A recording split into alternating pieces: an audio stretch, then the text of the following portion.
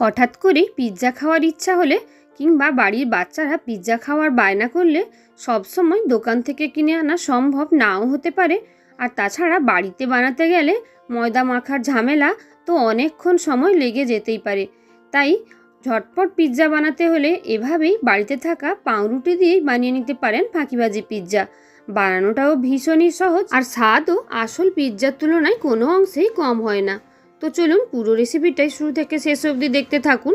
আর recipe ভালো লাগলে like, comment, share আর চ্যানেলটাকে সাবস্ক্রাইব করে দেওয়ার অনুরোধ আপনাদের সবার কাছে রইল। দেখুন, এই ফাঁকিবাজি পিৎজা বানানোর জন্য প্রথমে নিয়ে নিয়েছি স্লাইস ব্রেড।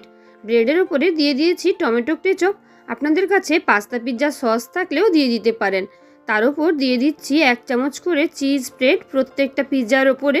তো মাত্র কয়েকটা উপকরণ যেগুলো পিৎজা বানাতে লাগে, ওই উপকরণগুলো বাড়িতে থাকলেই খুব সহজেই এই রেসিপিটা বানিয়ে নেওয়া যায়।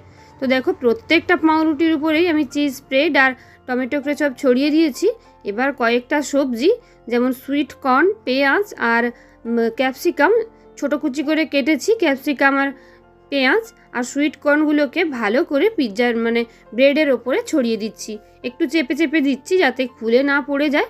দেখো, প্রত্যেকটা সবজি আমি ছোট করে কেটেছি, যেহেতু এক একটা ব্রেড দিয়েই এক একটা পিৎজা বানানো যাবে। তাই এবার সব কিছু দিয়ে দেওয়ার পর এখানে ওপর থেকে দিয়ে দেব আমি কিছুটা চিজ এখানে আমি নিয়েছি কিউব চিজ কিউব।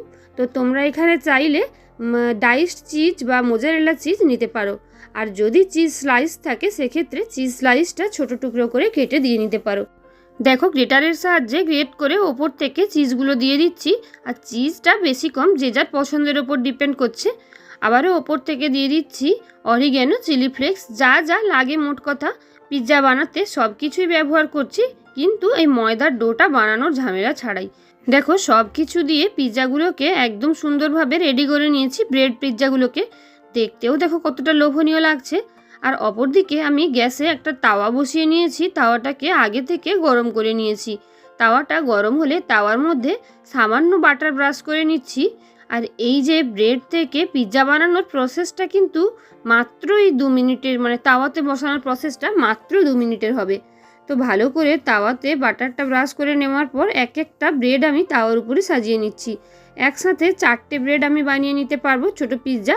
দেখো, 4টে ব্রেড দিয়ে দেওয়ার পর এটাকে আমি ঢাকা দিয়ে মাত্র 2 মিনিটই রান্না হতে দেব। একদমই বেশি সময় ধরে এটাকে কুক করার দরকার নেই, সেক্ষেত্রে পাউরুটিটা একদম মুচমুচে হয়ে যেতে পারে। তাই মাত্র 2 মিনিট এটাকে ঢাকা দিয়ে দেওয়ার পর ঢাকাটা খুলেছি। দেখো, উপর থেকে চিজগুলো সুন্দরভাবেই মেল্ট হয়ে গেছে। মিনি পিৎজা একদম রেডি। আর স্মেলটাও আসছে একদম আসল পিৎজার মতনই।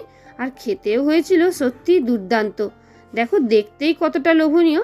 সব চিজ একদম মেল্ট হয়ে গেছে। এভাবে একে একে বাদবাকি সমস্ত পিৎজাগুলোই বানিয়ে নেব। আর এভাবে বানানো পিৎজা বানিয়ে তোমরা বাচ্চা থেকে বড় সকলের মন জিতে নিতে পারো। বাচ্চাদের টিফিনে যদি তোমরা এই পিৎজা স্কুলে পাঠাতে পারো তাহলে দেখবে টিফিন বক্স একদম ফাঁকা হয়ে আসছে। আর এই পিৎজার স্বাদ কিন্তু আসল পিৎজার তুলনায় কোনো অংশে কম হয় না। তো রেসিপি কেমন লাগলো অবশ্যই কমেন্টে জানিও। আর আরও নতুন নতুন রেসিপি পেতে নতুন বন্ধুরা ঝটপট চ্যানেলটাকে সাবস্ক্রাইব করে দিও। টাটা।